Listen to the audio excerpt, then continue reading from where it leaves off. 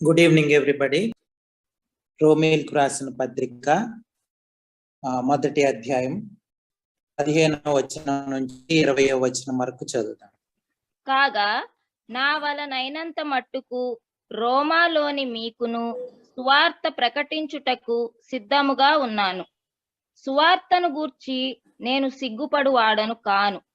ఏలయనగా నమ్ము ప్రతివానికి, మొదట యూదునికి గ్రీసు దేశస్థునికి కూడా రక్షణ కలుగజేయుటకు అది దేవుని శక్తి అయి ఉన్నది. ఎందుకనినా నీతిమంతుడు విశ్వాసమూలముగా జీవించునని వ్రాయబడిన ప్రకారము విశ్వాసమూలముగా అంతకంతకు విశ్వాసము కలుగునట్లు దేవుని నీతి దాని యందు బయలుపరచబడుచున్నది. దుర్నీతి చేత సత్యమును అడ్డగించు మనుష్యుల యొక్క సమస్త భక్తిహీనత మీదను దుర్నీతి మీదను దేవుని కోపము పరలోకము నుండి బయలుపరచబడుచున్నది. ఎందుకనగా దేవుని గూర్చి తెలియశక్యమైనదేదో అది వారి మధ్య విశదమై ఉన్నది. దేవుడు అది వారికి విశదపరచెను. ఆయన అదృశ్య లక్షణములు అనగా ఆయన నిత్యశక్తియు దేవత్వమును జగదుత్పత్తి మొదలుకొని సృష్టింపబడిన వస్తువులను ఆలోచించుట వలన తేటపడుచున్నవి గనుక వారు నిరత్తురులై ఉన్నారు. Thank you so much. ప్రార్థన చేసుకుందాం. దేవుని వైపు చూద్దాం, ప్రార్థన చేసుకుందాం. ప్రేమ కలిగిన మా పరలోకపు తండ్రి, మీ ఘనమైన అతి పరిశుద్ధమైన నామానికి వందనాలు ప్రభువా. ఈ యొక్క సాయంత్రకాల సమయంలో మీ సన్నిధికి చేరి మిమ్మల్ని స్తుతించడానికి, అలాగే ప్రభువా నాయన మీ వాక్యాన్ని ధ్యానించడానికి ప్రభువా నాయన దయచేసిన మరొక అవకాశాన్ని బట్టి ప్రభువా నాయన ప్రభువా ముఖ్యంగా ప్రభువా నాయన సంఘంతో కలిసి నేను కూడా వాక్యాన్ని ధ్యానించడానికి దయచేసిన గొప్ప అవకాశాన్ని బట్టి మీకు వందనాలు, స్తోత్రాలు ప్రభువా నాయన. ప్రతి ఒక్కరిని బట్టి మిమ్మల్ని స్తుతిస్తూ మిమ్మల్ని ఆరాధిస్తూ కనపరుస్తూ ఉన్నాం. మీ గొప్పతనాన్ని బట్టి, మీ యొక్క ఔన్నత్యాన్ని బట్టి, మీ యొక్క సార్వభౌమాధికారాన్ని బట్టి, మహాపరిశుద్ధతను బట్టి ప్రభువా మీ జ్ఞానాన్ని బట్టి ప్రభువా నాయన మిమ్మల్ని స్తుతిస్తూ ఆరాధిస్తూ కనపరుస్తూ ఉన్నాం తండ్రి. ఈ యొక్క సమయంలో ప్రభువా వాక్యాన్ని ప్రభువా నాయన మేము ధ్యానించిన ఉంటుండగా మీరు మాతో ఉండబోతున్నందుకు, మాతో మాట్లాడబోతున్నందుకు మిమ్మల్ని స్తుతిస్తూ ఆరాధిస్తూ ఉన్నాం నాయన. మనుషులు మాట్లాడడం వలన ఏమీ ఉపయోగం లేదని ప్రభువా నాయన మీరు పరిశుద్ధాత్మ దేవ మీరే మాట్లాడమని, మా యొక్క తలంపుల్లో ఆలోచనలో ప్రభువా మీరుండి బలపరచమని ప్రభువా నాయన మీరే ఘనత మహిమ ప్రభావాలు పొందమని పరిశుద్ధాత్మ దేవ మీరు నడిపించమని ప్రాధేయపడతా ఉన్నాం. కృప చూపించండి, అధ్యక్షత వహించండి ప్రభువా నాయన. మీ సరైన ప్రభువా నాయన డాక్టరీని ప్రభువా మాట్లాడడానికి, అలాగే ప్రభువా ఎటువంటి అంధకార శక్తులు ప్రభువా నాయన పని చేయకుండా ఉండడానికి సహాయం దయచేయమని, మా ఆలోచనలు తలంపులు ప్రభువా మీపై కేంద్రీకరించబడ్డానికి ప్రభువా నాయన ఆత్మీయంగా ప్రభువా నాయన మేము ఎదగడానికి సమయం మాకు ఉపయోగపడడానికి సహాయం దయచేయమని ప్రాధేయపడతా ఉన్నాం తండ్రి. ప్రభువా మా యొక్క ఆత్మీయ అవసరతలు ప్రతి అవసరత ఎరిగిన దేవుడు ప్రభువా, అందుని బట్టి మీకు స్తోత్రాలు వందనాలు తెలియజేస్తా ఉన్నాం. ప్రతి ఒక్కరితో ప్రభువా నాయన మీరు మాట్లాడమని ప్రాధేయపడతా ఉన్నాం తండ్రి.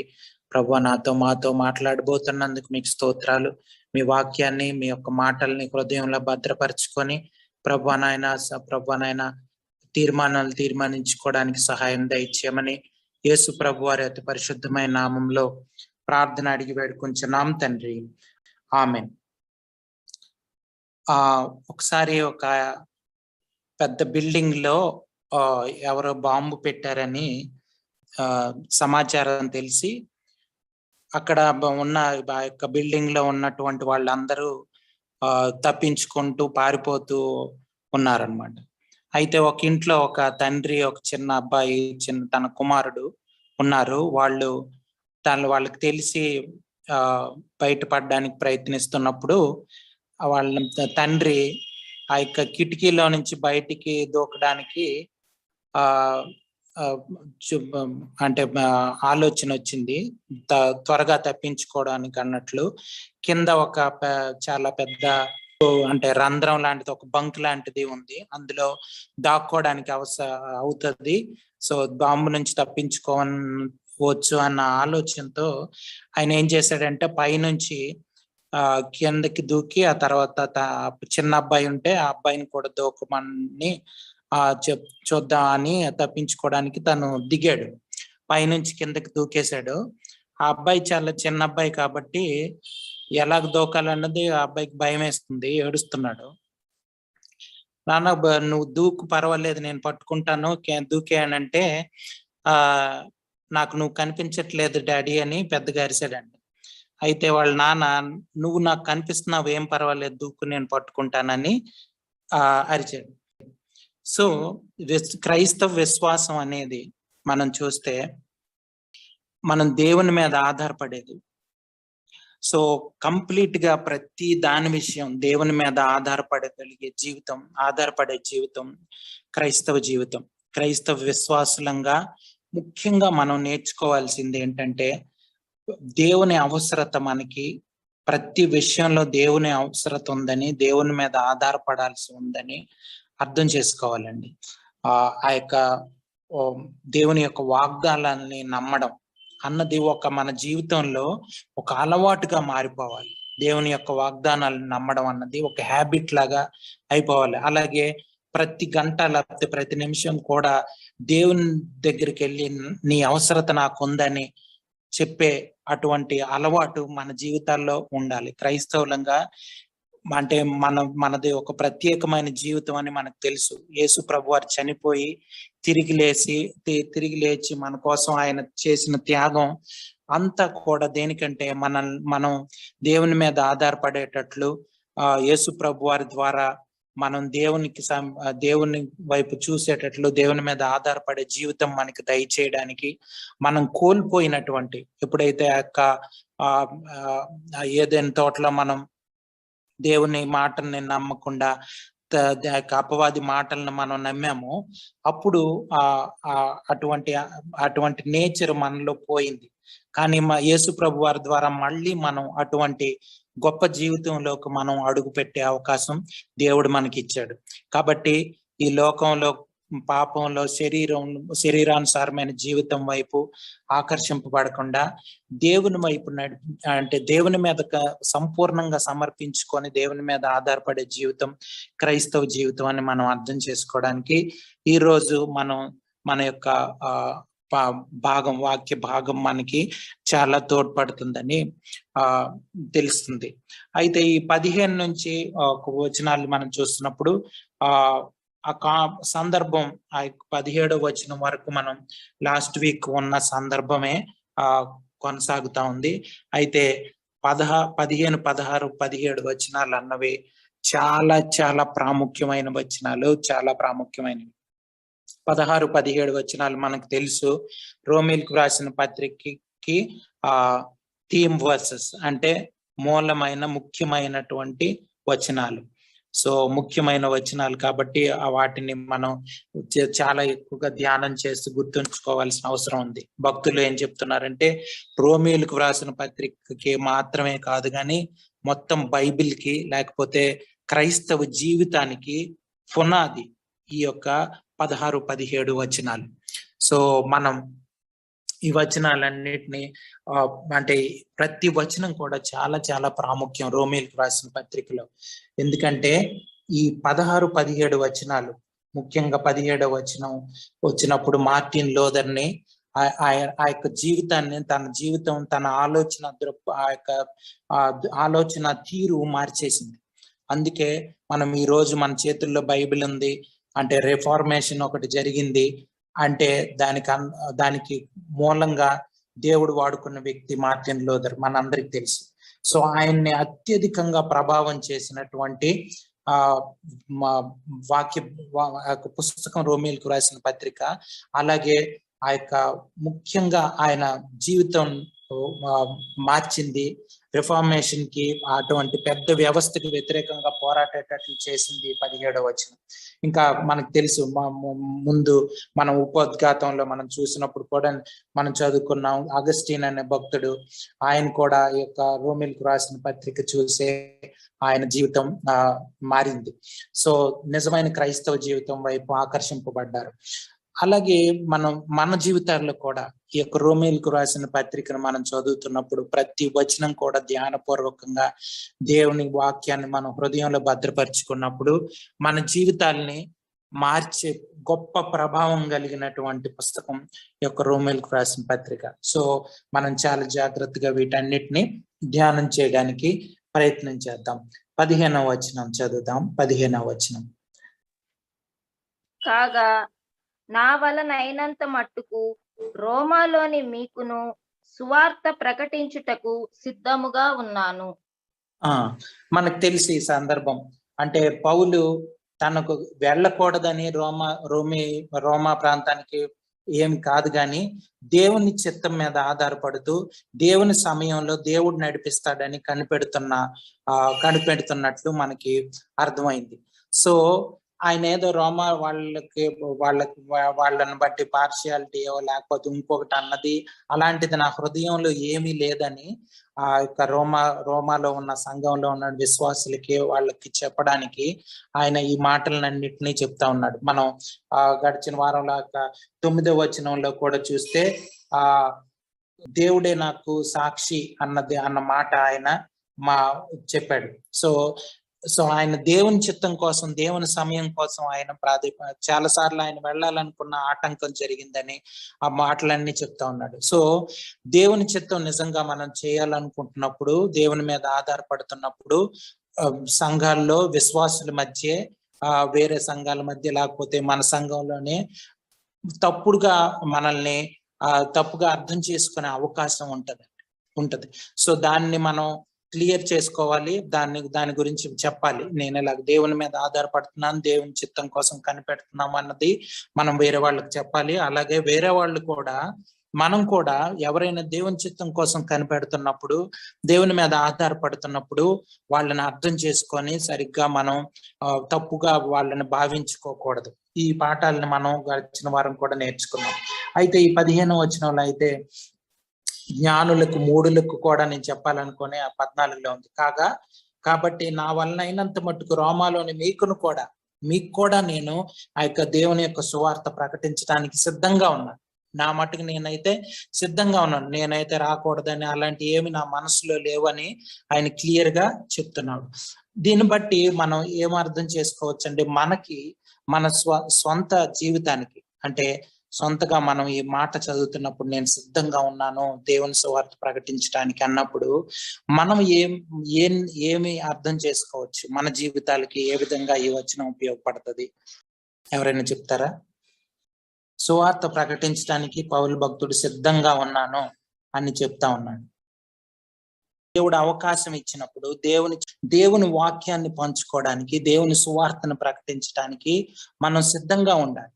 అంటే ముందు మనకు దేవుడు నేర్పిస్తున్నప్పుడు, దేవుడు నేర్చుకుంటున్నప్పుడు దేవుడు తన సమయంలో గ్యారంటీగా మనల్ని వాడుకునే అవకాశం గ్యారంటీగా ఉంటది. ఆ అవకాశం మనకి ఇచ్చినప్పుడు మనం ఉపయోగించుకోవాలంటే ముందుగా దేవుడు సిద్ధపరిచినప్పుడు, వాక్యం చేత మనల్ని దర్శించినప్పుడు.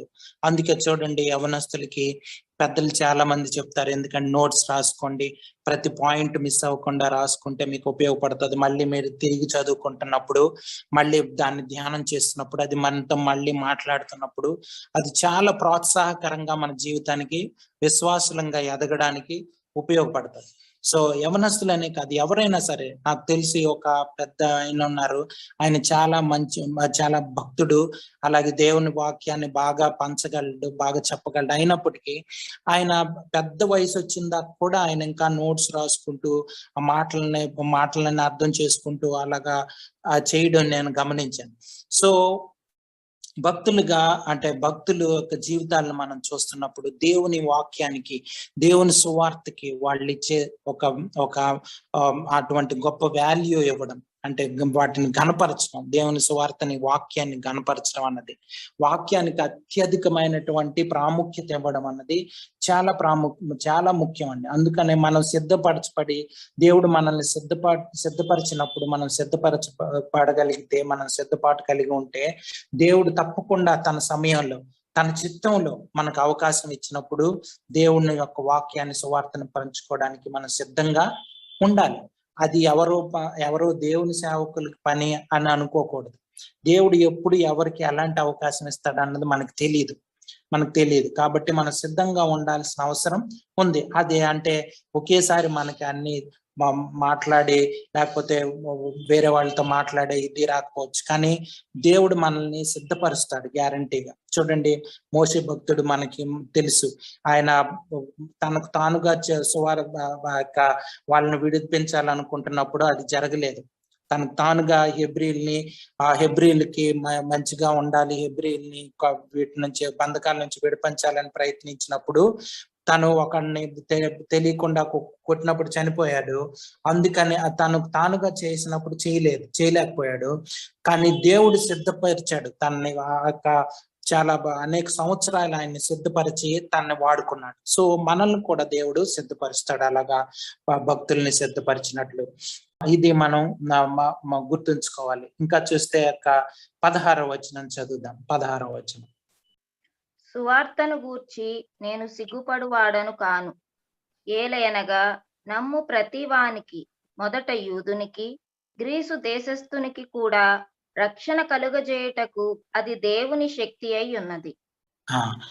చూడండి, నేనేమీ సిగ్గుపడే మీకు చెప్పకుండా ఉండట్లేదని వాళ్ళకి చెప్తున్నాడు. కానీ ఇక్కడ చాలా ప్రాముఖ్యమైనవి, ముఖ్యంగా మనం అర్థం చేసుకోవాల్సినవి చాలా చాలా ఉన్నాయి.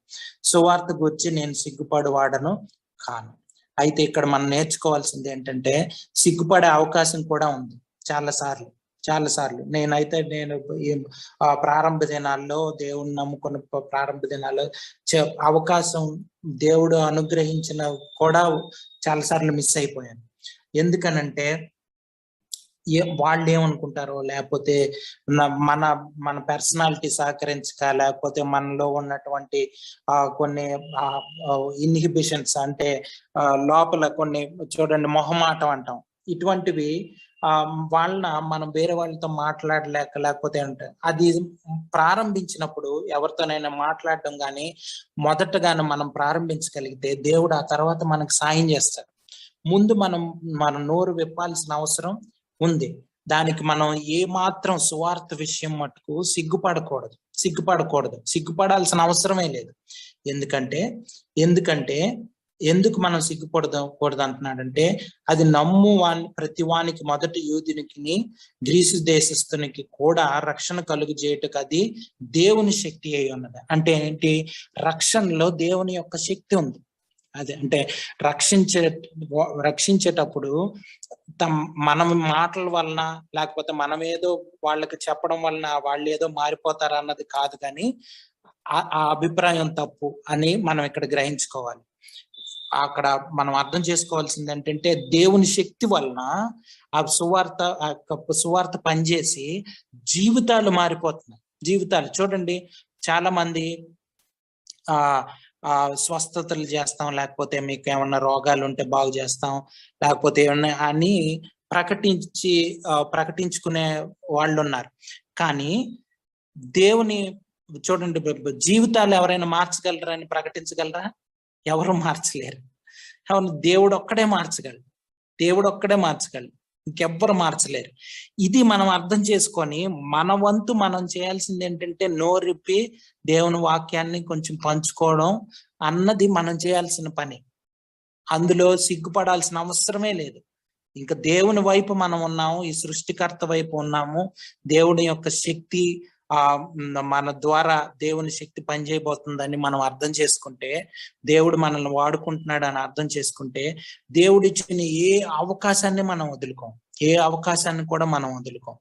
అదే పౌలు భక్తుడు ఇక్కడ చెప్తున్నాడు, నేను మీకు నిజంగా దేవుడు నాకు అవకాశం ఇస్తే మీకు పంచుకోవడానికి నేను సిద్ధంగా ఉన్నాను, నాకన్నా సంతోషించే వాళ్ళు ఇంకోళ్ళు ఉండరని అన్నట్లు చెప్తా ఉన్నాడు. సో అంత ఇష్టం ఆయనకి, అంటే దేవుని యొక్క పరిచర్య చేయడానికి, ఆయన దేవుని యొక్క కృపను అనుభవించిన వ్యక్తిగా ఆయనకి ఆ యొక్క సువార్త యొక్క శక్తిని, ఆ సువార్తలో ఉన్న దేవుని శక్తిని అనుభవించిన వ్యక్తిగా ఆయన ఏమాత్రం సిగ్గుపడట్లేదు.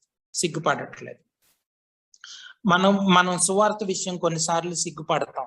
మీరు ఎవరైనా వ్యక్తిని, ఆ సువార్తలో ఉన్న దేవుని శక్తిని అనుభవించిన వ్యక్తిగా ఆయన ఏమాత్రం సిగ్గుపడట్లేదు.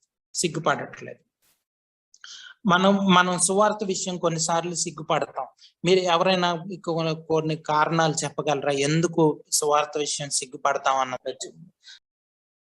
మనం ప్రయాణం చేసేటప్పుడు లేకపోతే ఇంకోటప్పుడు అందరూ పెద్ద గ్యాదరింగ్ లో మాట్లాడాలని కాదు, కానీ మనకు దేవుడు ఒక్కొక్కసారి పక్కన వాళ్ళతో మాట్లాడడానికి, లేకపోతే ఏదో ట్రావెల్లోనో ప్రయాణంలోనో, లేకపోతే నడుస్తున్నప్పుడు, షాప్కి వెళ్ళినప్పుడు, లేకపోతే ఆఫీస్లో ఉన్నప్పుడు ఎవరితోనో ఒకరితో పంచుకోవడానికి దేవుడు అవకాశం ఇస్తాడు. అవకాశం ఇచ్చినప్పుడు మనం మాట్లాడాల్సి ఉంటది. అప్పుడు కూడా సిగ్గుపడకూడదు. ముఖ్యంగా అంటే ఒకవేళ ఒక 10 మందిలో 20 మందిలో మాట్లాడాలంటే గ్యారంటీగా మనల్ని దేవుడు ముందుగా సిద్ధపరిచే ఆ అవకాశం ఇస్తాడు. అది మనం అర్థం చేసుకోవాలి. ఇంకొకటి మనం సరిగ్గా లేమన్నది అది ఒక విధంగా కరెక్టే. అది మనం ముందు సరి చేసుకొని మనం ప్రిపేర్ అవ్వాల్సిన అవసరం. కానీ ఒకటి ఏంటంటే అందరి పంచుకున్న ప్రతి ఒక్కరు పెర్ఫెక్ట్ బీయింగ్స్ అని కాదు. సంపూర్ణంగా వాళ్ళ ప్రతిది అంత దీనిగా ఉన్నారన్నది కరెక్ట్ కాదు. అది అంటే అందరూ పెర్ఫెక్ట్ గా ఉన్నారన్నది కాదు. కానీ మంచిగా సరి చేసుకోవాల్సిన అవసరం మటుకు ఉంది. అది ఒక విధంగా మంచిదే. అది మనల్ని అంటే మనం సరిగ్గా లేము, వేరే వాళ్ళకి ఏం చెప్తాం అన్నది ఒక విధంగా మంచిదే, కానీ ప్రతిసారి మంచిది కాదు. అంటే మనం సరి చేసుకోవడానికి ఉపయోగపడుతుంది, కానీ సరి చేసుకొని దేవునికి సిద్ధపాటుగా ఉండాల్సిన అవసరం ఉంది. అందుకనే ఈ సిద్ధపాటు మనసు ఏంటంటే ముందు సరి చేసుకొని దేవునికి సిద్ధంగా, దేవుని వాక్యం పంచుకోవడానికి సిద్ధంగా అవైలబుల్ గా ఉండాలి. ఎప్పుడు క్రైస్తవులు అనేవాళ్ళు ప్రతి ఒక్కళ్ళు కూడా ఓన్లీ దేవుని సేవకు సమర్పించుకున్న వాళ్ళే కాదు, కానీ ప్రతి ఒక్కళ్ళు కూడా దేవుని మాటలు పంచుకోవడానికి, సువార్త పంచుకోవడానికి, దేవుడిచ్చిన అవకాశాన్ని ఉపయోగించుకోవడానికి సిద్ధంగా ఉండాలి. ఇది మనకి దేవుని వాక్యంలో కూడా చాలా సార్లు మనకి ఈ వాక్యం కనిపిస్తుంది, ఈ మాటలు కనిపిస్తాయి. ఒకసారి ఎవరైనా 1 తెస్సలోనికీయులకు రాసిన పత్రిక 1వ అధ్యాయం 5వ వచనం నుంచి 10వ వచనం వరకు చదువుదాం. తెస్సలోనికీయులకు రాసిన మొదటి పత్రిక చదవండి. ఏలయనగా దేవుని వలన ప్రేమింపబడిన సహోదరులారా, మీరు ఏర్పరచబడిన సంగతి అనగా మా సువార్త మాటతో మాత్రము గాక శక్తితోను పరిశుద్ధాత్మతోను సంపూర్ణ నిశ్చయతతోను మీ వద్దకు వచ్చి ఉన్న సంగతి మాకు తెలియను. మీ నిమిత్తము మేము మీ ఎడల ఎట్టివారమై ఉంటిమో మీరెరుగుదురు. పరిశుద్ధాత్మ వలన కలుగు ఆనందముతో గొప్ప ఉపద్రవమందు మీరు వాక్యమును అంగీకరించి మమ్మును ప్రభువును పోలి నడుచుకొనిన వారైతిరి. కాబట్టి మాసిదోనియాలోని అకయలోను విశ్వాసులందరికీ మాదిరి అయితిరి. ఎందుకనగా మీ వద్ద నుండి ప్రభువు వాక్యము మాసిదోనియాలోను అకయలోను మ్రోగెను. అక్కడ మాత్రమే గాక ప్రతి స్థలమందును దేవుని ఎడల ఉన్న మీ విశ్వాసము వెల్లడాయను గనుక మేమేమియూ చెప్పవలసిన అవశ్యము లేదు. మీ వద్ద మాకెట్టి ప్రవేశము కలిగెనో అక్కడి జనులు మమ్మును గూర్చి తెలియజెప్పుచున్నారు. మరియు మీరు విగ్రహములను విడిచిపెట్టి జీవము గలవాడును సత్యవంతుడునగు దేవునికి దాసులగుటకును దేవుడు మృతులలో నుండి లేపిన యేసు అనగా రాబోవు ఉగ్రత నుండి మనలను తప్పించుచున్న ఆయన కుమారుడైన యేసు పరలోకము నుండి వచ్చునని ఎదురు చూచుటకును మీరెలాగూ దేవుని వైపునకు తిరిగితిరో ఆ సంగతి వారే తెలియజేయుచున్నారు. సో ఇక్కడ మనం చూస్తున్నప్పుడు పౌలు భక్తుడు అక్కడ వాళ్ళకి మాదిరిగా ఉండి అక్కడికి వెళ్ళి వాళ్ళు సువార్త ప్రకటించిన తర్వాత వాళ్ళు కూడా అనేక మంది ప్రాంతాలకి వాళ్ళు సువార్తని ప్రకటించారు. వాళ్ళ జీవితాల ద్వారా అనేక మందిని ప్రభావితం చేయగలిగారు. ఇది ముఖ్యంగా మనం అర్థం చేసుకోవాల్సింది. మనం ఈ వాక్యాలు చదువుతున్నామంటే ఈ మాటలు మనం నేర్చుకుంటున్నామంటే, సువార్త ప్రకటించాలని, సిద్ధపాటు కలిగి ఉండాలని నేర్చుకుంటున్నామంటే, ఇవి మనం ప్రాక్టికల్ గా మనం ఒక భక్తుడు ఏమన్నారంటే, దేవుని వాక్యం తెలుసుకోవడం కన్నా కూడా దేవుణ్ణి తెలుసుకోవడం ప్రాముఖ్యమైంది అన్నారు.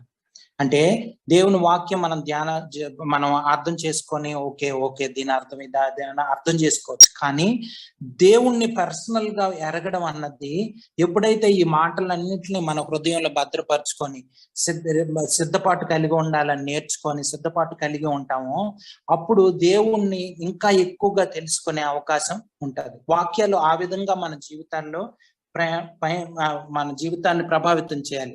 మీరు చూడండి, ఇక్కడ చివరి 7వ వచనం మాటలో తెలుగులో అన్ని కలిసి ఉన్నాయి. ఆ చివరి మాట చూస్తే మీరును వారిలో ఉన్నవారే మొదట ఆ యొక్క 2వ వచనం నుంచి 7వ వచనం వరకు వాటిలో చదువుతున్నాను. దేవుడు తన కుమారుడును మన ప్రభువునైన యేసుక్రీస్తు విషయమైన సువార్తను పరిశుద్ధ లేఖనమున యందు తన ప్రవక్తల ద్వారా ముందు వాగ్దానం చేసిన యేసుక్రీస్తు శరీరమును బట్టి దావీదు సంతానం గాను మృతుల్లో నుంచి పునరుద్ధానుడైనందున పరిశుద్ధమైన ఆత్మను బట్టి దేవుని కుమారుడు గాను ప్రభావంతో నిరూపించబడింది. ఈయన నామం నిమిత్తం సమస్త జనులు విశ్వాసమునకు విధేయులగునట్లు ఈయన ద్వారా మేము కృపను అపోస్తలత్వమును పొందితిమి. మీరును వారిలో ఉన్న వారై యేసుక్రీస్తు వారుగా ఉండుటకు పిలువబడితే. మేము ఎలాగైతే అపోస్తలత్వము అది పొందామో, యేసు ప్రభు వారి ద్వారా కృప పొందామో, అపోస్తలత్వం పొందానో, అలాగే మీరు కూడా వారిలో ఉన్న యేసుక్రీస్తు వారుగా ఉండుటకు పిలువబడ్డారు అని చెప్తాం. అంటే ఎవరికి?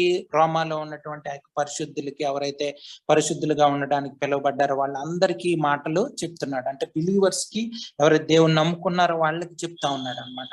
సో మనం కూడా సిద్ధపాటు కలిగి ప్రతి ఒక్కరం కూడా దేవుడు అవకాశం ఇచ్చినప్పుడు దేవుని వాక్యాన్ని పంచుకోవడానికి మనం సిద్ధపాటు కలిగి ఉండాలి.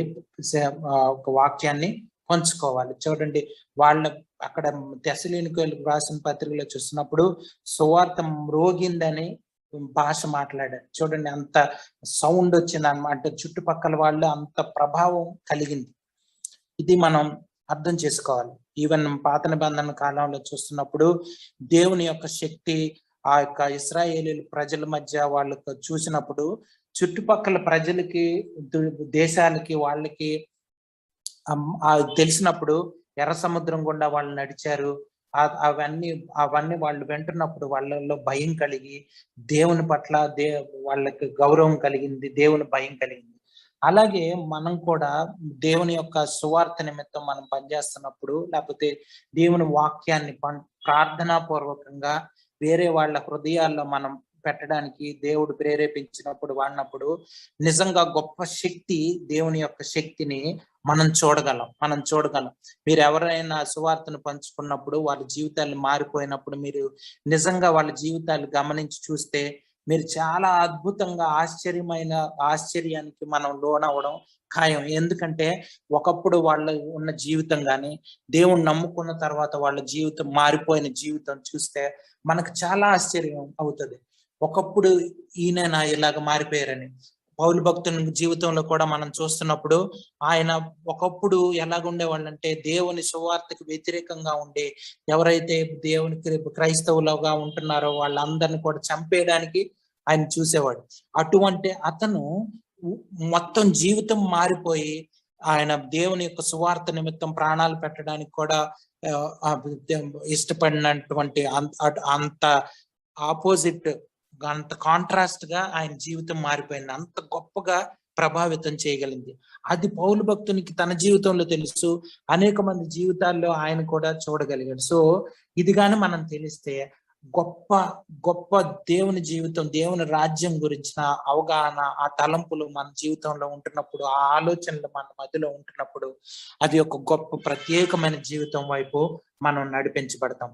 ఇది చాలా ప్రాముఖ్యం అండి. ముఖ్యంగా ఈ రోజుల్లో మనం చూస్తే సువార్త ప్రకటించడం అనేది కూడా ఒక బిజినెస్ లాగా అయిపోయి, లేకపోతే అందులో కూడా ఒక వ్యాపారం చేసుకొని రకరకాలైన పరిస్థితుల్లో, భయంకరమైన రోజుల్లో, భయంకరమైన కాలంలో మనం ఉంటున్నాం.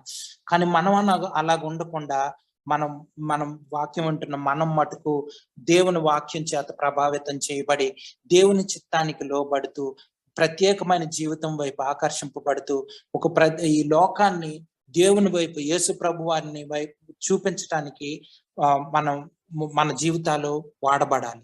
వాడబడాలి. దానికి ముఖ్యంగా మనం తీర్మానించుకోవాలండి. ఈ లోకాశలకి తలంపులకి మనం లొంగిపోకుండా, ఈ యొక్క ఐహిక విచారాలకి వాటికి లోబడిపోకుండా దేవుని యేసుప్రభు వారిని ఈ లోకానికి చూపించాలి అన్న భారం దేవుడు మన హృదయంలో పెట్టినప్పుడు మనం వాటిని చక్కగా అర్థం చేసుకొని దేవుని వాక్యాన్ని, దేవుని యొక్క జీవితాన్ని ప్రభావితం చేయడానికి, ఇతరుల జీవితాన్ని మార్చడానికి మనం ఉపయోగపడాలి. అది అందుకనే దేవుని శక్తి రక్షణలో, లేకపోతే దేవుని యొక్క సువార్తలో దేవుని శక్తి ఉంది. మన శక్తి ఏమి లేదు, లేకపోతే మన మాటల్లో ఏమి లేదు, మన వాక్చాతుర్యం ఏమి లేదు, మన జ్ఞానంలో ఏమి లేదు, మనకున్న బైబిల్ జ్ఞానం కానీ లేకపోతే ఆ జ్ఞానం కానీ ఏమీ లేదు. మనం అనుకోవచ్చు, నాకు అంత బైబిల్ జ్ఞానం లేదండి, నాకు 2 మాటలు వచ్చండి, నాకేం తెలియదండి. ఒకసారి బ్రదర్ భగత్ సింగ్ గారు కొత్తగా మారు మనసు పొందిన రోజుల్లో కెనడా, అమెరికా దేశాల్లో అక్కడ ఉంటున్నప్పుడు ఆయన ఒక మీటింగ్కి వెళ్తే, దేవుని యొక్క ఒక చర్చికి వెళ్ళినప్పుడు అక్కడ చాలా తక్కువ మంది ఉన్నారు. ఆ ఉన్న పీపుల్లో ఈయన కొత్తగా వెళ్ళడం బట్టి ఒక ఆయన ఈయన దగ్గరికి వచ్చి, మీరు ఇండియా నుంచి వచ్చారా, మీ పేరేంటి అని కనుక్కొని ఆయన వెళ్ళిపోయాడు. వెళ్ళిపోయిన తర్వాత కొంతసేపు పోయిన తర్వాత ఆయన మైక్ లో మన మధ్య భగత్ సింగ్ అని ఇండియా నుంచి ఒక ఆయన ఉన్నారు, ఆయన దేవుని వాక్యం పంచుకుంటారా. ఆయన అప్పుడు వరకు దేవుని వాక్యం పంచుకోలేదు. ఆయనకి అసలు చాలా షివరింగ్ వచ్చేసింది, ఒళ్ళంతా వణుకుతా ఉంది, దేవుని వాక్యం ఎట్లా పంచుకోవాలో తెలియదు, ఏం చేయాలో తెలియక, ఏంటి నన్ను ఇలా చేశాడు, ఇంక మీదట ఈ యొక్క చర్చికి ఎప్పుడు రాకూడదని అనుకుంటూ ఆయన వెళ్ళి డయాస్ మీద నిల్చొని మైక్ తీసుకొని ఏం మాట్లాడాలో తెలియక ఆయన 2 మాటలు చెప్పాడు. ఏంటంటే, నేను భయంకరమైన పాపిని, దేవుడు నన్ను మార్చుకొని దేవుని యొక్క రక్షణ నాకు అనుగ్రహించాడు అని 2 మాటలు చెప్పి ఆయన ఒళ్ళంతా వస్తూ చెమటలపై దిగిపోయాడు. ఆ తర్వాత ఏంటి, ఇలాగ చాలా అవమానం అయిపోయింది, అందరూ ఏమనుకుంటారో అన్న భావనలో ఉంటే, చర్చ అయిపోయిన తర్వాత ఒక ఆయన వచ్చి, మీరు చెప్పిన మాటలతో ద్వారా దేవుడు నాతో మాట్లాడాడని ఆయనకి చెప్పారండి. సో మన జ్ఞానం కాదు, మన గొప్పతనం ఏముండదండి సువార్తలో. అది ముఖ్యంగా మనం అర్థం చేసుకోవాలి. దేవుని యొక్క శక్తి పనిచేస్తుంది. ఈ యొక్క ఆ ధైర్యం మనకు ఉండాలి. ఎప్పుడు మన ధైర్యం యేసుప్రభు వారు అయి ఉండాలి, కానీ మనం కాదు. ఎవరికైనా, దేవుని సేవకులు కానీ ఎవరికైనా సరే, దేవుని వాక్యం చెప్పే వాళ్ళకి లేకపోతే విశ్వాసులకు కానీ ఎవరికైనా సరే మన ధైర్యం ఎవరంటే యేసుప్రభు వారు, అంతేగాని మనం కాదు. సో ఇది ముఖ్యంగా మనం అర్థం చేసుకోవాల్సింది. 17వ వచనం చదువుదాం. 17వ వచనం. ఎందుకనినా నీతిమంతుడు విశ్వాసమూలముగా జీవించునని వ్రాయబడిన ప్రకారము, విశ్వాసమూలముగా అంతకంతకు విశ్వాసము కలుగునట్లు దేవుని నీతి దానియందు బయలుపరచబడుచున్నది. ఇది చాలా ప్రాముఖ్యమైన మాట. ఇదే మాట మనం యొక్క హబక్కూకు గ్రంథంలో 2వ అధ్యాయం 4వ వచనంలో ఉంటది. చదువుదాము ఒకసారి. హబక్కూకు 2వ అధ్యాయం 4వ వచనం. వారు యథార్థపరులు కాక తమలో తాము అతిశయపడుదురు, అయితే నీతిమంతుడు విశ్వాసము మూలముగా బ్రతుకును. చూడండి, నీతిమంతుడు విశ్వాస మూలంగా బ్రతుకు. ఇది చాలా ప్రాముఖ్యమైనది. విశ్వాసంగా మన జీవితం మొత్తం దీని మీద ఆధారపడి ఉందని మనం అర్థం చేసుకోవాలి అని వ్రాయబడిన విశ్వాసము అంతకంతకు విశ్వాసం కలిగినట్లు దేవుని నీతి దాని యందు బయలుపరచబడుతుంది. క్రైస్తవులంగా, విశ్వాసులంగా ప్రతి దానికి కూడా విశ్వాసం అన్నది చాలా ఇంపార్టెంట్. అందుకే మనల్ని విశ్వాసులు అన్నారు, బిలీవర్స్ అన్నారు. సో ప్రతిది కూడా మనకి రక్షణ కేవలం విశ్వాసం ఉంచడం వలన, దేవుని కృప వలన మనకి రక్షణ వచ్చింది. కేవలం మన విశ్వాసం ఉంచడాన్ని బట్టి దేవుని యొక్క కృప వలన మనకి రక్షణ కలిగింది. అలాగే నీతిమంతులుగా తీర్చబడ్డం అన్నది, పరిశుద్ధీకరించబడ్డం అన్నది, అంటే జస్టిఫికేషన్ బై ఫెయిత్, అలాగే శాంక్టిఫికేషన్ ఆల్సో బై ఫెయిత్. అంటే నీతిమంతులుగా తీర్చబడ్డం విశ్వాస మూలంగానే, అలాగే పరిశుద్ధీకరించబడడం కూడా విశ్వాసం మూలంగానే. అంటే ఎంత ప్రాముఖ్యమైందో చూడండి విశ్వాసం అన్నది. మనకు తెలిసి హెబ్రీయులకు రాసిన పత్రికలో ఆ యొక్క 11, 12 అధ్యాయాలు మనం చదువుతుంటున్నప్పుడు విశ్వాసం గురించి, విశ్వాసం యొక్క అనేక మంది పాత నిబంధన కాలం నుంచి మనం చూస్తే అందరి జీవితం ఎవరైతే దేవునిలో జయ జీవితం జీవించారో, దేవుని యొక్క నిజమైన జీవితం జీవించారో, దేవునికి భక్తి కలిగి భయం కలిగి జీవించారో వాళ్ళందరూ కూడా చూస్తే వాళ్ళందరి జీవితాల్లో మనకు కనిపించేది ఏంటంటే విశ్వాసం. విశ్వాసం అబ్రహాం గాని, ఇస్సాక్ గాని, వీళ్ళందరూ యాకోబు గాని, వీళ్ళందరి జీవితాల్లో మనం చూస్తున్నప్పుడు విశ్వాసం చనిపి దేవుని మీద వాళ్ళకు ఉన్నటువంటి విశ్వాసం అనేది చాలా ప్రాముఖ్యమైనది. అబ్రహాం అయితే మనకు తెలుసు ఆయన విశ్వాసులకి తండ్రిగా ఉన్నాడు. తను నిజంగా దేవుని మాటకి లోబడిగాక కుమారుణ్ణి ఇవ్వడానికి ఇష్టపడ్డాడు. అంతగా దేవుణ్ణి నమ్మాడు. మనం ప్రారంభంలో మనం ఒక ఇల్లస్ట్రేషన్ కూడా చూసుకున్నాం. ఆ యొక్క తండ్రి మాట, నాకు నువ్వు కనిపిస్తున్నావు, పైనుంచి దూకే నేను పట్టుకుంటానంటే వెంటనే ఆ అబ్బాయి దూకేసాడు. అంటే తండ్రి మీద ఉన్నటువంటి నమ్మకం. మన జీవితాలు కూడా మనము వెలిచూపును బట్టి మన నిర్ణయాలు తీసుకోం. వెలిచూపును బట్టి మన జీవితాలు ఆధారపడి ఉండవు. క్రైస్తవుల జీవితాలు అన్నవి కేవలం విశ్వాసం మీద ఆధారపడేవి, విశ్వాసం చేత నడిపించబడేవి. ఇది కానీ సరిగ్గా మనకు అర్థమైతే మన జీవితం మారిపోతుందండి. వేరేగా ఉంటది. మన ఆలోచనలు మారిపోతాయి, మన జీవన శైలి మారిపోతుంది, మన ప్రతి నిర్ణయం మారిపోతుంది. ఎందుకంటే పెద్ద పెద్ద భక్తుల్ని ప్రభావం చేసినటువంటి మాటలు ఇవి. కేవలం వాచ్మన్ అని భక్తుడు మనందరికి చాలా మందికి తెలుసు. ఆయన చాలా మంచి పుస్తకాలు ఉంటాయి.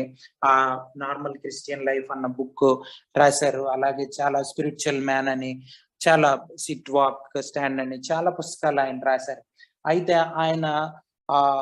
ఆయన దేవుని సేవ చేస్తా ఉంటున్నప్పుడు అనేక సంవత్సరాలు దేవుని పరిచర్యలో ఉన్న తర్వాత ఆయనకి టీబీ రోగం వచ్చింది. టీబీ ఆ రోజుల్లో టీబీ అంటే మందు లేదు. ఈ రోజుల్లో అయితే మనకి చాలా మందులు వచ్చేసాయి, కానీ ఆ రోజుల్లో మెడిసిన్ లేదు, మందు లేదు. సో ఆ టైంలో ఆయన టీబీ వస్తే చనిపోవడం అంతే, ఇంక వేరేది లేదు. సో టీబీ వస్తే ఆయన చాలా బాధపడుతున్నాడు. మనిషి సన్నగా అయిపోయాడు. ఆయన ఏం చేశారంటే బిలీవర్స్ అందరు కలిసి ఒక ఇంట్లో పెట్టారు. ఒక ఇంట్లో పెట్టి ఆయన ఇంకా ఏం లేదు, ఆయన అప్పుడు స్పిరిచువల్ మ్యాన్ అని పుస్తకం రాస్తా ఉన్నాడు. ఆ పుస్తకం కొంత అయింది, పూర్తిగా పూర్తి చేయలేనని అనుకుంటా ఉన్నాడు. ఆ భయంకరమైన బలహీన పరిస్థితుల్లో ఉన్నాడు. అయితే ఒక రోజు రాత్రికాల సమయంలో ఆయన ఉన్న ఇంటికి కొంచెం దూరంలో బిలీవర్స్ అందరు కూడా ఆయన కోసం ప్రార్థన చేస్తా ఉన్నారు.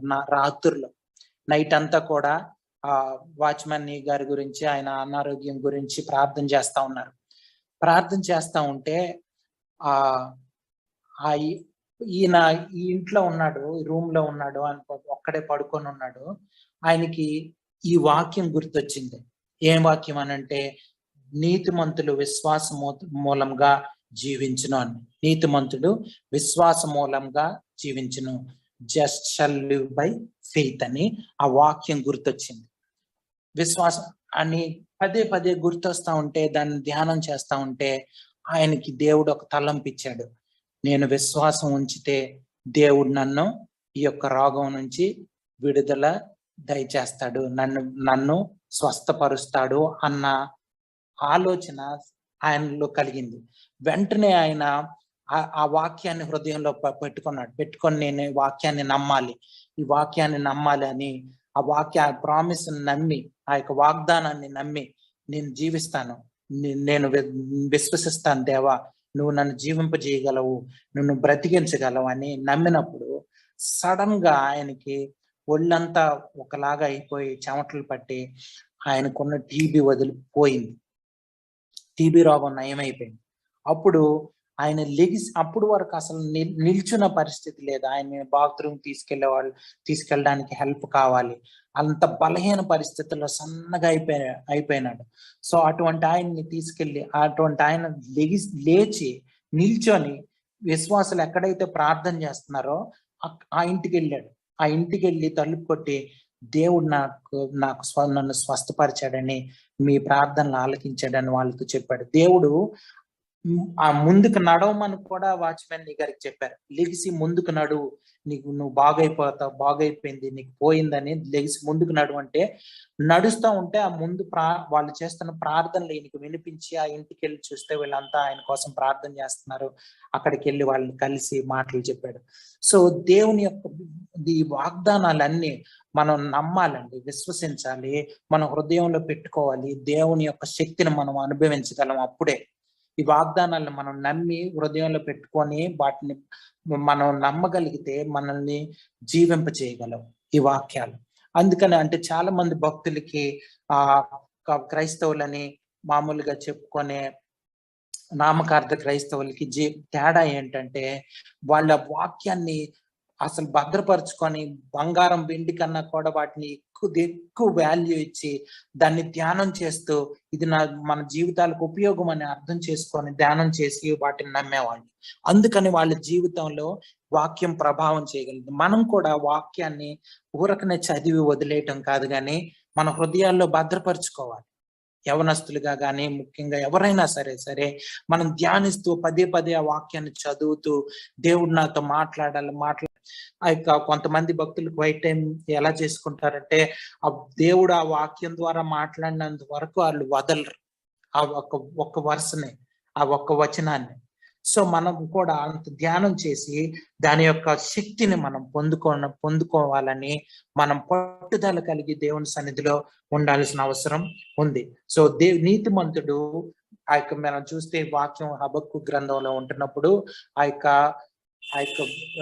మనకు తెలుసు, ఇశ్రాయేల్ యోధా దేశం అనే రెండుగా విభజింపబడింది. ఆ యొక్క యోధా దేశం ఆ యొక్క కల్దీయులు వచ్చి ఆక్రమిస్తారని దేవుడు ముందుగానే హబక్కు ప్రవక్తకి చెప్పాడు. సో ఆ మాటలు వాళ్ళకి చెప్తూ, కానీ వాళ్ళకి నిరీక్షణ కలిగి చేసినటువంటి గొప్ప వచనం ఇది. అంటే ఎన్నో బాధల్లో రేపు రాబోతున్న వీళ్ళందరినీ చెరపట్టుకొని తీసుకెళ్లిపోయి శ్రమలకు గురి చేసే అవకాశం ఉంది కల్దీయులు.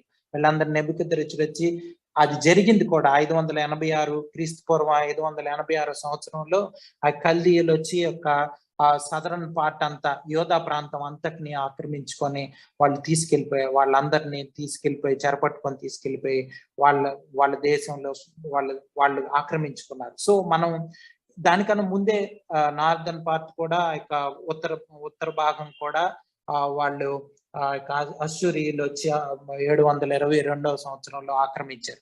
సో ఇదన్ని పరిస్థితులు ఎంత భయంకరంగా ఉంటున్నప్పుడు, శత్రువులు దాడి చేస్తున్నప్పుడు మనకున్న ఒకే ఒక నిరీక్షణ, మనకున్నటువంటి ధైర్యము ఎవరంటే దేవుడు. అది మనల్ని విశ్వాసం, దేవుని మీద మనకున్న విశ్వాసమే మనల్ని జీవింపజేస్తుందని ఆ మాటలు చెప్పాడు. మనం ఇంకా చూస్తే ఆ హబక్కు గ్రంథంలో చూడండి, ఒక పాట ఉంది, ఒక సాంగ్ ఉంది. 3వ అధ్యాయం 16వ వచనం నుంచి 19 వరకు చదువుదాం. హబక్కుకు 3వ అధ్యాయం 16వ వచనం నుంచి 19 వరకు చదువు. నేను వినగా జనుల మీదకి వచ్చువారు సమీపించు వరకు నేను ఊరకొని శ్రమదినము కొరకు కనిపెట్టవలసి ఉన్నది. నా అంతరంగము కలవరపడుచున్నది. ఆ శబ్దమునకు నా పెదవులు కదులుచున్నవి. నా ఎముకలు కుళ్ళిపోవుచున్నవి. నా కాళ్ళు వణకుచున్నవి. అంజూరపు చెట్లు పూయకుండినను, ద్రాక్ష చెట్లు ఫలింపకపోయినను, ఒలీవ చెట్లు కాపులేకయుండినను, చేనిలోని పైరు పంటకు రాకపోయినను, గొర్రెలు దొడ్డిలో లేకపోయినను, సాలలో పశువులు లేకపోయినను, నేను యెహోవా యందు ఆనందించెదను. నా రక్షణకర్త అయిన నా దేవుని యందు నేను సంతోషించెదను. ప్రభువగు యెహోవాయే నాకు బలము. ఆయన నా కాళ్లను లేడి కాళ్ల వలె చేయును. ఉన్నత స్థలముల మీద ఆయన నన్ను నడవచేయును. చూడండి ఎంత ఈ వాక్యం ఎంత చదువుకున్నా అంత అందుకనే ఒక పాటలాగా మనం నిత్యం పాడుకోవాల్సినటువంటి పాట ఇది. సో చూడండి, దేవుడు ఎంత ఆ ముందు చూస్తే భయంకరమైన పరిస్థితులు ఉన్నాయి, చాలా భయంకరమైన పరిస్థితులు ఉన్నాయి. కానీ ఆ పరిస్థితులన్నిట్లో ఆయనకున్న ఒకే ఒక్క ధైర్యం, నిరీక్షణ ఏంటంటే దేవుడు. సో ఆయన విశ్వాసం చూడండి, ఏమున్నా లేకపోయినా, పంటలు పండకపోయినా, ఏమి ఉన్నా లేకపోయినా సరే, దేవుడు నాకున్నాడు, దేవుడు నన్ను ఉన్నత స్థలాల్లో ఉంచగలడు, నన్ను ఏమైనా చేయగలడు అని అన్న కాన్ఫిడెన్స్, ఆ విశ్వాసం, ఆ ఫెయిత్ అన్నది చాలా ప్రాముఖ్యం. క్రైస్తవులంగా మనం ఈ యొక్క విశ్వాసంలో దినదినం ఎదగాల్సిన అవసరం ఉందండి. నీతిమంతుడు విశ్వాస మూలంగా జీవించడానికి అనేక మంది జీవితాలను ప్రభావితం చేసినటువంటి గొప్ప వాక్యం ఇది. వాక్యం ఇశ్రాయేలీల్లో కొంతమంది దేవుని వైపు చూడడానికి, కొంతమందిని దేవుడు రక్షించడానికి కారణం ఏంటంటే వాళ్ళు దేవుని ఎడల చూపించినటువంటి విశ్వాసం. చూడండి, మనం చేయాల్సింది ఒకటే, మనం దేవునిలో విశ్వాసం ఉంచి మనం దేవుని వైపు నడిపి. అలాగే రోమీయులకు రాసిన పత్రికలోనే 10వ అధ్యాయం 17వ వచనం చదువుదాం. కాగా వినుట వలన విశ్వాసము కలుగును, వినుట క్రీస్తును గూర్చిన మాట వలన కలుగును.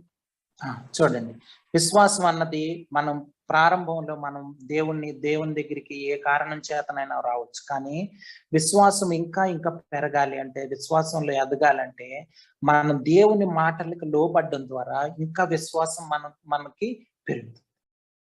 ఇది ముఖ్యంగా మనం అర్థం చేసుకోవాలి. అలాగే ఇంకోటి ఏంటంటే, విశ్వాసం లేకపోవడం అన్నది చాలా పాపం.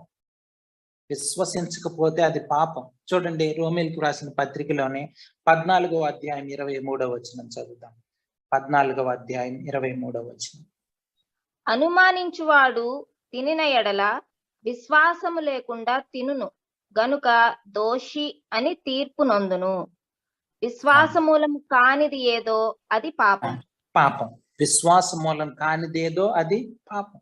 అంటే చూడండి, మనం దేవుని మీద విశ్వాసం ఉంచి తీసుకున్న నిర్ణయం దేవునికి ఇష్టంగా ఉంటుంది. ఒకవేళ దేవుని మీద విశ్వాసం ఉంచకుండా, దేవుని నుంచి రాకుండా, అది దేవుని చేత ప్రభావితం కాని ఏ నిర్ణయం అయినా పాపం వైపు మనల్ని నడిపిస్తుంది, నరకం వైపు నడిపించేస్తుంది. ఇది మనం జాగ్రత్తగా అర్థం చేసుకోవాలండి. అందుకనే బైబిల్ మొత్తానికి ఇది మూలవాక్యంగా ఉంది. నీతిమంతుడు విశ్వాస మూలంగా జీవించున్నాను. అలాగే అంతకంతకు మనకు విశ్వాసం కలగాలంటే దేవుని నీతి యందు బయలుపరచు. దేవుని నీతి అన్నది ప్రాముఖ్యమైన మాట. ఇక్కడ ఉన్నది అంటే రైచియస్నెస్ ఆఫ్ గాడ్ అన్నది, దేవుని నీతి అన్నది ఈ యొక్క ఒక్క మాటలో ఈ వచనం గురించి చెప్పాలనంటే దేవుని నీతి అన్నది. సో మనలో ఏ నీతి లేదు, మనందరికి తెలుసు, మనం చాలా సార్లు మాట్లాడుకున్నాం.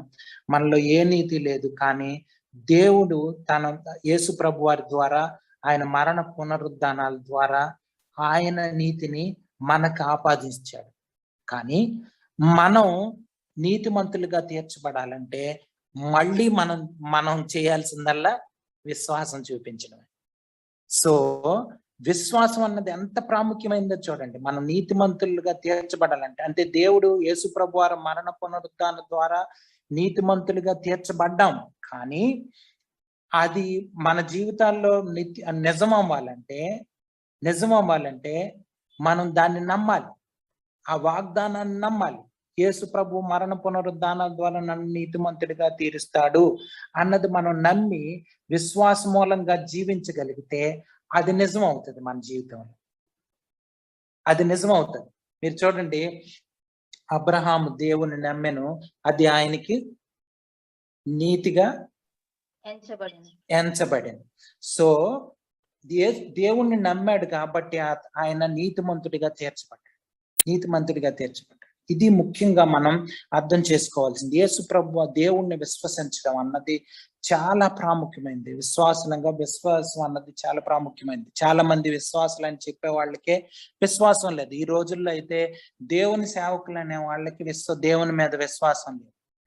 దేవుడు నడిపిస్తాడని, దేవుడు పరిచర్య చేస్తాడని, దేవుడే అన్ని చూసుకుంటాడని, మనకి ఏ సమస్య వచ్చినా మనం ఎవరితో చెప్పాల్సిన అవసరం లేదు, దేవునికి చెప్తే దేవుడే మనల్ని నడిపిస్తాడన్న విశ్వాసం చాలా మందికి లేదు. ఈ రోజుల్లో అనేక మంది డబ్బుల వైపు, లోకం వైపు, ఘనత వైపు, యొక్క ఏమండి మెటీరియల్ థింగ్స్ వైపు, కార్లు అంటారు, బిల్డింగ్లు అంటారు, చర్చిలు, పెద్ద పెద్ద చర్చిలు అంటారు, రకరకాల అన్ని ధనంతో కూడా ముడిపెట్టి ఒక వ్యాపారంగా మారిపోయే పరిస్థితుల్లో మనం ఉన్నాం. కాబట్టి మనం ముఖ్యంగా అర్థం చేసుకోవాల్సింది ఏంటంటే విశ్వాసం అన్నది చాలా ప్రాముఖ్యం. అది లేకుండా మనం ఏమీ చేయలేం. చూడండి, ఆ యొక్క హెబ్రీలకు రాసిన పత్రికలో 11వ అధ్యాయంలో 6వ వచనం చదువుతాం. హెబ్రీలకు రాసిన పత్రిక 11వ అధ్యాయం 6వ వచనం. విశ్వాసము లేకుండా దేవునికి ఇష్టుడై ఉండుట అసాధ్యం. చూడండి, విశ్వాసం లేకుండా దేవునికి ఇష్టంగా జీవించడం అన్నది, ఇష్టడై ఉండడం అన్నది, మనం ఏం చేస్తామంటే ఇది తప్ప మిగతావన్నీ ఉంటాయి. విశ్వాసం మటుకు సరిగ్గా ఉండదు. సో అది ముఖ్యంగా క్రైస్తవులంగా మనం ముఖ్యంగా డెవలప్ చేసుకోవాల్సింది ఏంటంటే దేవుని మీద విశ్వాసం అన్నది సంపూర్ణంగా ఉండాలి. దానికోసం మనం ప్రతిదినం మనం వాక్యం చదువుకుంటున్నప్పుడు, దేవుడు మాట్లాడుతున్నప్పుడు, దేవుడు మనలో ఇవన్నీ దేవునికి వ్యతిరేకంగా ఉన్నాయి అంటున్నప్పుడు మనం తీసివేసుకోవడానికి ఇష్టపడాలి.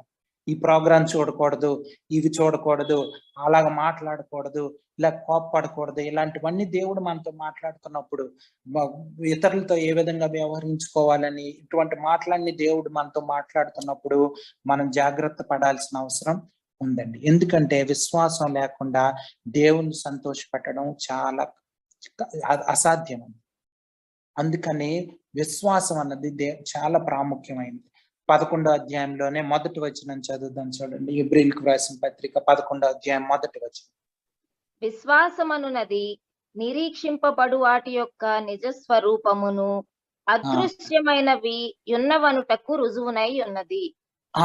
అదృశ్యమైనవి ఉండడం అనడానికి అంటే మనం లోకానికి దేవుని సువార్త ప్రకటించడం ద్వారా, లేకపోతే మన జీవితం ద్వారా దేవుని ఇతరులు అర్థం చేసుకుంటున్నప్పుడు దేవుణ్ణి మనం చూపించగలుగుతున్నాం. దేవుణ్ణి ఎవరు చూడలేరు, కానీ మన ద్వారా దేవుణ్ణి చూడగలరాలి. అంటే మన విశ్వాసాన్ని చూసి, మన జీవిత శైలిని చూసి, మన మార్గాలను చూసి, మనం చేస్తున్న పనులను చూసి. చూడండి, పౌలు భక్తుడు అక్కడికి వెళ్ళి తెస్సలోనికే సంఘంలో ఆయన మాదిరికరంగా జీవించి అనేక మంది జీవితాలను ప్రభావితం చేసి ఆయన సువార్త ప్రకటిస్తూ ఆయన చేస్తున్న పరిచర్య వలన ఆ తర్వాత విశ్వాసులు దాన్ని అర్థం చేసుకొని వాళ్ళు కూడా ఎలాగ పౌలు భక్తుడు జీవించాడో అటువంటి మాదిరే వాళ్ళు కూడా చూపెట్టడం వలన ఆయా ప్రాంతాల్లో సువార్త మారుమ్రోగిపోయిందని ఉంది. సో ముఖ్యంగా మనం నేర్చుకోవాల్సింది ఈ సాయంత్రకాల సమయంలో ఈ యొక్క వాక్యాన్ని ఎక్కువ ధ్యానం చేస్తూ, ఈ విశ్వాసం అన్నది మనల్ని జీవింపజేస్తుందని, మనం జీవించేది విశ్వాసం మూలంగానే అర్థం చేసుకోవాలి. అంటే ఏంటి, మరి ప్రతి నిర్ణయం కూడా దేవుని మీద విశ్వాసం. మనం ఏం చేస్తామంటే మనకి దేవుని మీద విశ్వాసం కన్నా సరే ఈ లోకం మీద, లోకస్తుల మీద, స్నేహితుల మీద, లేకపోతే డబ్బుల మీద, లేకపోతే మిగతా వాటి మీద, ఆస్తుల మీద మనకి నమ్మకం ఎక్కువ.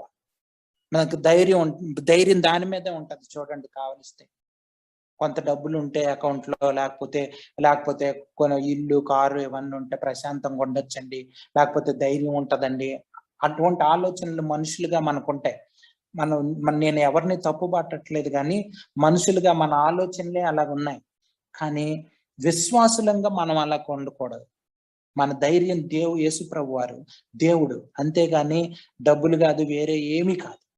అందుకని ఈ రోజుల్లో సువార్త మారిపోవడానికి, సువార్తని కరప్ట్ చేసేసి సువార్తని ఇష్టం వచ్చినట్లు ఏమండి మారు మనస్సు అని, పశ్చాత్తాపం అండి, ఈ మాటలు ఏమీ లేకుండా దేవుణ్ణి అంగీకరిస్తే దేవుడు ప్రేమ కలిగిన వాడని ప్రారంభించి దేవుణ్ణి అంగీకరించండి, దేవుణ్ణి హృదయంలోకి అంగీకరిస్తే మీరు దేవుణ్ణి నమ్ముకున్నట్టే అని గాస్పల్ని విచిత్రంగా మార్చేసే పరిస్థితుల్లో మనం ఉన్నాం. మనల్ని మనం అర్థం చేసుకొని పశ్చాత్తాపం కలిగి మన మీద మనం కాన్ఫిడెన్స్ ఉంచుకోకూడదు. మన జ్ఞానం మీద కాదు మన ధైర్యం ఉంచుకోకూడదు. మనం దేవుణ్ణి విశ్వసిస్తూ మనం నడిపించుకోవాల్సిన జీవితం క్రైస్తవ జీవితం అని అర్థం చేసుకోగలిగితే నిజంగా గొప్ప జీవితం అండి. అందుకనే మార్టిన్ లూథరు మనకు వాక్యం అవసరమని, విశ్వాసం మూలంగా మనం జీవించాలంటే వాక్యం అవసరమని, ఈ వాక్యం దాచివేయబడకూడదని, ఈ వాక్యం ఏ ఒక్కరి చేతుల్లోనూ ఉండకూడదని, అందరి చేతుల్లో ఈ వాక్యం ఉంటే అందరూ ఈ ప్రభావితం చేయబడి విశ్వాసం మూలంగా జీవిస్తారని, పరిశుద్ధాత్మ ఆ యొక్క ప్రేరేపణ ద్వారా, ఆ రిఫార్మేషన్ జరగడం ద్వారా ఈ రోజు మన చేతుల్లో ఈ బైబిల్ గ్రంథం ఉంది. చూడండి ఈ వాక్యం మన ఎంత ప్రభావితం చేసిందో. సో అందుకనే వాక్యం అన్నది చాలా, అసలు మొట్టమొదట ప్రింటింగ్ ప్రెస్ కనిపెట్టిందే ఆ మార్టిన్ లూథర్ స్నేహితుడు ఆయన గుటెన్బర్గ్. అది కనిపెట్టింది దేనికోసం అంటే బైబిల్ని అచ్చువేయడానికి. మనకి తెలుసా స్టోరీలు కొంతమందికి. సో కాబట్టి వాక్యం అన్నది మన హృదయాల్లో నింపుకోవాల్సిన అవసరం ఉంది. అప్పుడే మనం విశ్వాస మూలంగా జీవించగలం. వాక్యం గుర్తొస్తుంది. పరిశుద్ధాత్మ దేవుడు వాక్యాన్ని గుర్తు చేస్తాడు. ఇప్పుడు వాచ్మెన్ నీ గారికి ఎలా గుర్తు చేశాడు ఈ వాక్యం? నీతిమంతుడు విశ్వాసం మూలంగా జీవించినని ఆయన వాక్యం ధ్యానించడం బట్టి ఆయన పరిశుద్ధాత్మ దేవుడు ఆ వాక్యాన్ని ఆయనకు గుర్తు చేయడం విధానాన్ని బట్టి ఆ రోగం పోయి ఆయన స్వస్థపరచబడగలిగాడు. కేవలం ఆయన నమ్మాడు, ఆ వాగ్దానాన్ని పట్టుకున్నాడు. విత్ ఇన్ ఫ్యూ మినిట్స్ లోనే ఆయన ఆ యొక్క రోగం నుంచి విడుదల పొందగలిగాడు. సో మనం కూడా మన పాపపు జీవితం, మన దేవునికి అసహ్యమైనవి అనేకం ఉంటాయండి. మన హృదయంలో అనేకం ఉంటాయి. ఒకటి కాదు, రెండు కాదు, చాలా ఉంటాయి. మనకు తెలియవు. మారు మనసు పొందినప్పుడు ఏవో సినిమాలు చూడడం మానేయడం, లేకపోతే ఇంకోటి ఏవో 2-3 మానేసి ఉంటాం అంతే. కానీ మార్చుకోవాల్సింది చాలా చాలా ఉంటది. అందుకని రక్షణ అన్నది మారు మనసు పొందగానే అయిపోలేదు. రక్షణ అప్పుడు ప్రారంభమైంది. ఆ తర్వాత దేవుని వచ్చే వరకు, లేకపోతే మనం ఈ లోకంలో బ్రతికే వరకు కూడా రక్షణలో కొనసాగాల్సిన అవసరం ఉంది. రక్షణ ఆనందంలో కొనసాగాల్సిన అవసరం ఉంది. అందుకనే అంతం వరకు సహించేవాడే దేవుని సన్నిధికి వెళ్తాడని, రక్షణ పొందుతాడని ఉంది. అంతం వరకు సహించి విశ్వాసం మూలంగా మన జీవితాలను కట్టుకోవాల్సిన అవసరం ఉంది. విశ్వాసం మూలంగా నడిపించే జీవితమే విశ్వాస జీవితం. చాలా మంది ఈ రోజుల్లో విశ్వాసాలని మనం చెబుతా ఉన్నాము, కానీ ఎంతవరకు విశ్వాసంతో నిర్ణయం తీసుకుంటున్నాం, దేవుని మీద విశ్వాసంతో ఆధారపడుతున్నాం అన్నది మనం పరిశీలించుకోవాల్సిన అవసరం. దీన్ని ఎక్కువ ధ్యానం చేయాలండి. ఈ వాక్యాలని ఎక్కువ ధ్యానం చేస్తే మనకి ఇంకా ఇంకా తెలుస్తుంది. మీకు అంటే నీతిమంతులుగా తీర్చబడడం అన్నది ఒకే రోజు జరిగిపోయేది కాదు, అది కొనసాగింపు అని కూడా అర్థం చేసుకోవాలి. అంటే విశ్వాసం ఉంచుతున్న కొలది దేవుడు మనల్ని నీతిమంతులుగా తీరుస్తూ ఉంటాడు. యోహాను సువార్త 1వ అధ్యాయం 16వ వచనం చదువుతారు ఎవరైనా? యోహాను సువార్త 1వ అధ్యాయం 16వ వచనం. ఆయన పరిపూర్ణతలో నుండి మనమందరము కృప వెంబడి కృపను పొందితిమి. చూడండి, సో ఇది కూడా, ఈ మాట కూడా మనం ఇంతకు ముందు కూడా ధ్యానం చేసాం. కృప వెంబడి కృప అంటే ఎప్పుడైతే యేసు ప్రభు వారిని దగ్గరుండి శిష్యులు అంతా ఆయన చూశారు, ఆయన జీవితాన్ని అర్థం చేసుకుంటున్నారో, వాళ్ళు కృప వెంబడి కృప అంటే విశ్వాసంలో ఎదుగుతా ఉన్నారు. విశ్వాసం వాళ్ళకి దేవుని యొక్క శక్తి తెలుస్తున్న కొలది, దేవుని యొక్క జీవితం అర్థం చేసుకున్న కొలది వాళ్ళు విశ్వాసంలో ఎదుగుతా ఉన్నారు. సో మనం కూడా విశ్వాసంలో ఎదుగుతున్న కొలది మనం నీతిమంతులుగా తీర్చబడతాం, పరిశుద్ధీకరించబడతాం. ఇవన్నీ చూడండి, లింక్ అంత దీనికి ఉందో. ప్రతి దానికి కారణం విశ్వాసం. ఆ యొక్క దేవుడు యొక్క హేబేలు యొక్క అర్పణను అంగీకరించాడంటే కారణం ఆయన విశ్వాసం. రాహేల్ యొక్క జీవితంలో మనం చూస్తే ఆమెకున్న విశ్వాసం, హన్నా జీవితంలో చూస్తే ఆమెకున్న విశ్వాసం. అలాగే భక్తులందరి జీవితాల్లో ఎవరి జీవితంలో చూసినా సరే వాళ్ళు ఆ విధంగా దేవునిలో ఎదగడానికి, లేకపోతే భక్తులుగా పరిశుద్ధులుగా మనం మాట్లాడుకోవడానికి కారణం ఏంటంటే వాళ్ళు దేవుని ఎడల కలిగి ఉన్నటువంటి విశ్వాసం. ఈ రోజుల్లో అంటే దేవుని రాకడ దగ్గర అయ్యే కొలది ఒక దగ్గర ఏమనుందంటే దేవుడు వచ్చినప్పుడు అసలు దేవుడు విశ్వాసాన్ని కనుక్కుంటాడా అని ఉంది ఒక దేవుని వాక్యంలో. అంటే ఏంటి? దేవుని రాకడ దగ్గర అయ్యే కొలది దేవుని మీద విశ్వాసం ప్రజలకి, విశ్వాసాలు అనేబడే వాళ్ళకి కూడా తగ్గిపోతుంది. సో ఇది చాలా భయంకరమైన పరిస్థితి. అంటే ఇది మనం అర్థం చేసుకుంటే మనం దీన్ని ఎక్కువగా ధ్యానం చేసే అవకాశం ఉంటుంది. ఎందుకంటే దేవుని రాకడ దగ్గర అయ్యే కొలది విశ్వాసులు అనే వాళ్ళు తగ్గిపోతారు. దేవుని నమ్మే వాళ్ళు కానీ, దేవుని మీద ఆధారపడే వాళ్ళు కానీ తగ్గిపోతారు. ఇప్పుడే ఈ రోజుల్లోనే మీరు చూడండి, సంఘాల్లో అనేకమైన సంఘాల్లో నుంచి పెద్ద పెద్ద చర్చలు ఉండొచ్చు. ఈవెన్ దేవుని సేవకుని దగ్గర నుంచి సామాన్యమైన విశ్వాస వరకు దేవుని నమ్మే వాళ్ళు అసలు ఉన్నారా లేరా అన్న పరిస్థితుల్లో మనం ఉన్నాం. దేవుని నమ్మే వాళ్ళే లేరు. దేవుని మీద పూర్తిగా ఆధారపడి దేవుని సేవ చేసేవాళ్ళు కానీ చూడండి, ఈ రోజు ఫండ్ రైజింగ్ అన్నది ఒక పెద్ద దేవుని కార్యక్రమం అది. సో అటువంటి భయంకరమైన పరిస్థితుల్లో మనం ఉన్నాం. సో దేవుని మీద కన్నా డబ్బుల మీద ఆధారపడేవాళ్ళు, దేవుని మీద కన్నా సొంత జ్ఞానం మీద ఆధారపడేవాళ్ళు, దేవుని మీద కన్నా మనుషుల మీద ఆధారపడేవాళ్ళు అనేక మంది ఉన్నారు. దేవుని మీద విశ్వాసమే కోల్పోయే పరిస్థితుల్లో చివరి దినాల్లో మనం ఉన్నాం. కాబట్టి దేవుని మీద విశ్వాసం ఉంచడం అన్నది, విశ్వాస మూలంగా జీవించడం అన్నది చాలా ప్రాముఖ్యం. వాళ్ళే నీతిమంతులని దేవుడు తీరుస్తాడు. అంతేగాని విశ్వాసం లేకుండా నమ్ముకున్నానండి, సినిమాలు మానేసానండి, కొంచెం అబద్ధాలు మానేసానండి అంటే అక్కడితో ఆగిపోలేదు, అప్పటితో అయిపోలేదు జీవితం. చాలా చాలా దేవుని మీద నమ్మకం ఉంటే ప్రతి నిర్ణయం, ప్రతి ఆలోచన దేవుని మీద నుంచి, దేవుని దగ్గర నుంచి రావాలి. అది కేవలం దేవుని మీద మనకు విశ్వాసం ఉంటేనే అవుతుందండి, లేకపోతే అవ్వదు. మీకేమన్నా అనుమానాలు ఉంటే అడగచ్చు, డౌట్స్ ఉంటే అడగచ్చు.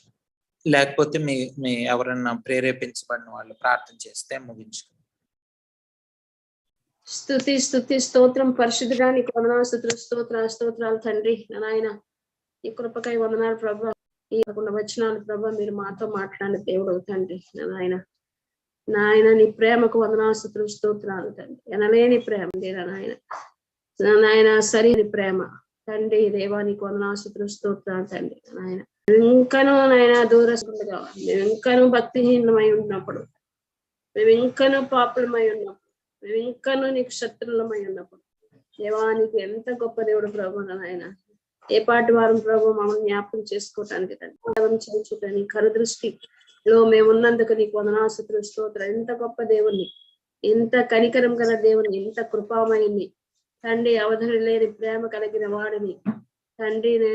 నాయన వెతికి వెంటాడేవయ్యా మమ్మల్ని ప్రభు. దేవాలయ తప్పిపోయిన స్థితిలో ఉంటున్న మమ్మల్ని నాయన వెతికావు తండ్రి. కొండల్లో, గుహల్లో నాయన మరి ఆ చెట్లు పుట్ల చాటున దాక్కున్న నాయన గొర్రెలు వెతుకుంటూ వెళ్ళినాడు కాపరి ప్రభు. అటువంటి నాయన స్థితిలో మేము ఉంటున్నప్పుడు ప్రభు నాయన మీరు మమ్మల్ని వెతికారయ్యా, పట్టుకున్నావు తండ్రి. నీకు వందనాలు, స్తోత్రాలు తండ్రి. దేవునితో సమాధాన పరచటానికి ప్రభా నాయన కుమారుడుగా ఈ లోకానికి వచ్చి తండ్రి నాయన అయాసిలో మరణం పొందినంతగా తగ్గించుకుని దేవార నాయన రిక్తునిగా వచ్చావు ప్రభు. అన్ని విడిచిపెట్టి, మహిమని విడిచిపెట్టి ప్రభు నాయన దాసుని స్వరూపాన్ని ధరించుకుని ఈ లోకానికి వచ్చింటున్న వేసయ్య.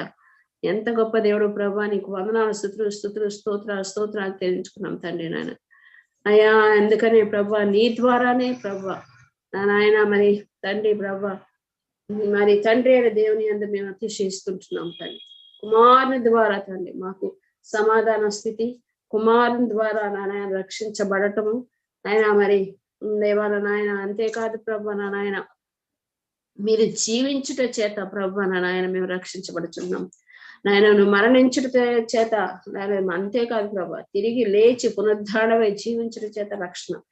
అయ్యా నీకు వందనాలు, స్తోత్రం. ఎన్ని సత్యాలు ప్రభా నాయన మీరు మాతో మాట్లాడి మరి ఒక్కసారి తండ్రి నాయన మీరు మమ్మల్ని ఆదరించినందుకు నీకు వందనాలు, స్తోత్రాలు తండ్రి. నాయన అయ్యా నాయన కొన్నిసార్లు ప్రభా కొన్ని సాతాను మాకు తీసుకొచ్చే కొన్ని తండ్రి నాయన కొన్నిసార్లు బలహీన పడుతూ ఉంటున్నాం ప్రభా.